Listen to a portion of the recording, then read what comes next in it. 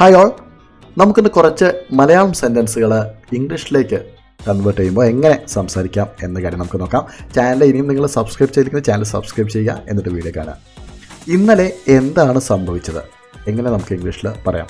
ഇന്നലെ എന്താണ് സംഭവിച്ചത്? ഒരു ചോദ്യമാണല്ലേ. സോ ഈ ചോദ്യത്തിൽ എന്താണ് ഉള്ളത്? മെയിനായിട്ട് എന്താണ് എന്നാണ് ചോദിക്കുന്നത്. സോ എന്താണ് വരിക? വാട്ട് എന്നുള്ളതാണ് വരിക.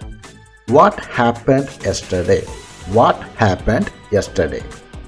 നീ എന്തിനു വേണ്ടിയാണ് കാത്തിരിക്കുന്നത്? നീ എന്തിനു വേണ്ടിയാണ് കാത്തിരിക്കുന്നത്?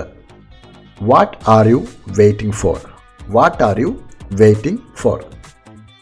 നിനക്ക് എന്താണ് അറിയേണ്ടത്? നിനക്ക് എന്താണ് അറിയേണ്ടത്? What do you need to know? What do you need to know? നീ എന്താണ് ചെയ്യുന്നത്? വീണ്ടും എന്താണ് എന്നുള്ളതാണ്. എന്താണ് എന്ന ചോദ്യം നമുക്ക് വരുമ്പോൾ എപ്പോഴും നമുക്ക് വാട്ട് എന്നുള്ളതാണ് നമ്മൾ സ്റ്റാർട്ട് ചെയ്യേണ്ടത് question. What are you doing? നീ എന്താണ് ചെയ്യുന്നത്? What are you doing? നീ എന്താണ് ആലോചിക്കുന്നത്? നീ എന്താണ് ആലോചിക്കുന്നത്? What are U thinking? What are U thinking? എന്താണ് അവൻ്റെ പേര്? What is his name? What is his name? എന്താണ് വ്യത്യാസം? ഇപ്പോൾ നമ്മൾ രണ്ട് കാര്യം ഉണ്ടെങ്കിൽ നമ്മൾ പറയുമല്ലോ അല്ലേ, എന്താണ് രണ്ടും തമ്മിലുള്ള വ്യത്യാസം അല്ലേ? എന്താണ് വ്യത്യാസം? What is the difference? What is the difference?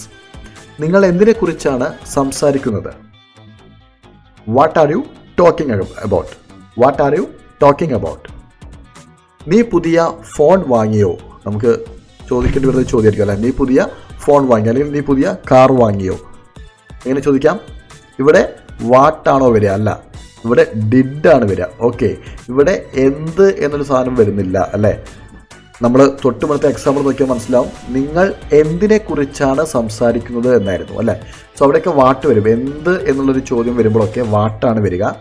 പക്ഷേ ഇവിടെ നീ പുതിയ ഫോൺ വാങ്ങിയോ എന്നാണ്. ഇവിടെ എന്ത് എന്നുള്ളൊരു ചോദ്യം വരുന്നേ ഇല്ല.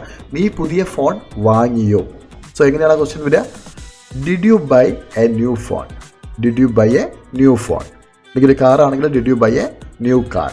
അങ്ങനെയാണ് വരിക. ഓക്കെ, നീ എത്ര കാശ് ചെലവാക്കി? നീ എത്ര കാശ് ചെലവാക്കി? ഇവിടെ എന്താണ് വന്നിരിക്കുന്നത്? എത്ര എന്നുള്ളതാണ് വന്നിരിക്കുന്നത് അല്ലേ. എന്ത് എന്നല്ല, എത്ര എന്നാണ്. സോ എത്ര എന്ന് വരുമ്പോൾ എന്താ വരിക? ഹൗ എന്നുള്ള വെച്ചാണ് സ്റ്റാർട്ട് ചെയ്യേണ്ടത്.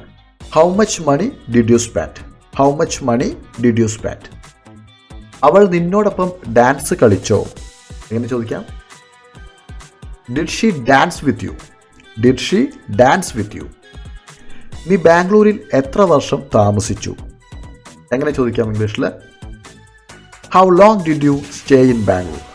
How long did you stay in Bangalore? So കുറച്ച് സെൻറ്റൻസ് നമ്മളിത് നോക്കി. ഇതേപോലെ ഡെയിലി നമുക്ക് ഇതേപോലെ സെൻറ്റൻസ് കൺവേർട്ട് ചെയ്ത് കഴിഞ്ഞാൽ നമ്മുടെ ഇംഗ്ലീഷിൽ നമ്മുടെ സ്കില്ല് കുറച്ചുകൂടെ നമുക്ക്